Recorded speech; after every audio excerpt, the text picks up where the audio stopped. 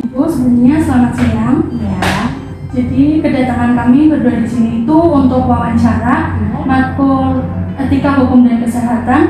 Nah, ini tugasnya untuk mewawancarai bidan sebagai pelaksana, Ibu. Ya. Apakah Ibu bersedia? ya.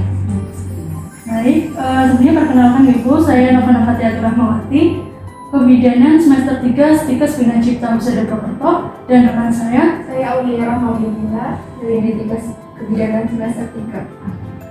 Ibu, silakan Ibu mulai memperkenalkan diri.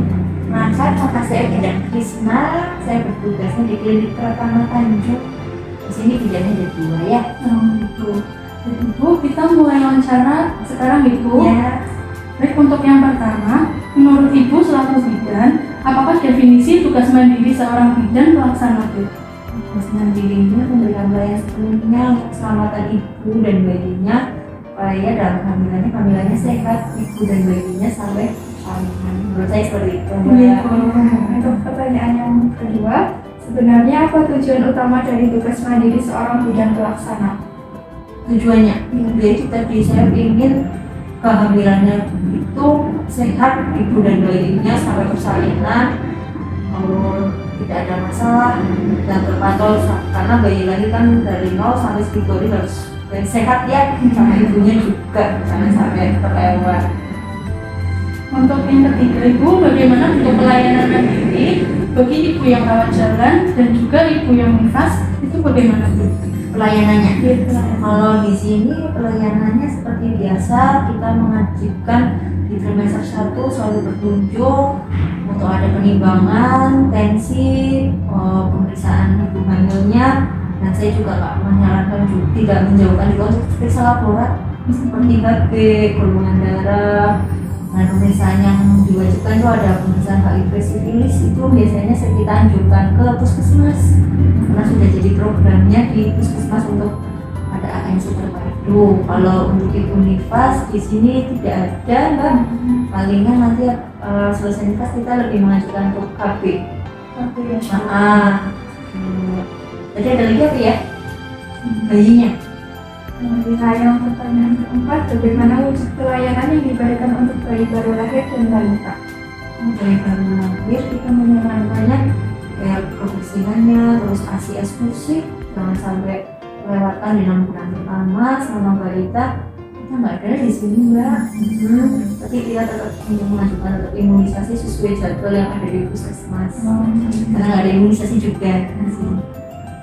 Untuk yang kelima Ibu, sebagai bentuk tugas mandiri dari seorang bidan pelaksana, bagaimana pelayanan yang Ibu berikan kepada anak remaja dan juga wanita yang pranikah? Kalau kayak remaja seperti biasanya sih kita jangan sampai ada pergaulan bebas. Kalau yang wanita ya di kesehatan kewanitaan, terus biasanya di program hamil sampai ke KB. Nanti penjelasan semua KB yang ada. Untuk pertanyaan yang keenam, bagaimana wujud pelayanan kebidanan untuk kesehatan reproduksi remaja maupun wanita pranikah? Siapa ya? Ya, kesehatan remaja. Reproduksi pranikah. Bebas ya. Perkenalkan KB, terus seks bebas juga perlu diperkenalkan karena takutnya sekarang remaja sekarang kan programnya lumayan bebas ya. Kalau nggak dikenalkan dengan seperti itu takutnya nanti kebablasan dan kehamilan dini, karena usia hamil kan harus sesuai ya. Kalau lebih muda takut nanti di persalinannya ada perdarahan. Jadi di sini Ibu juga kepada remaja memberikan pelayanan mengenai sex education gitu ya Bu? Sementara kali di sini jarang, Mbak. Paling kayak memberi tahu remaja ini Kalau dia mungkin kadang ada ibunya yang nemenin anaknya ke sini, ada gangguan menstruasi atau itu kita biasanya edukasi. Kalau untuk edukasi langsung ke objek itu nggak ada di sini. Ibu, untuk selanjutnya apakah Ibu juga melakukan kunjungan ke rumah untuk memberi asuhan, dan ketika klien Ibu itu berada jauh dari jangkauan, apa yang Ibu lakukan?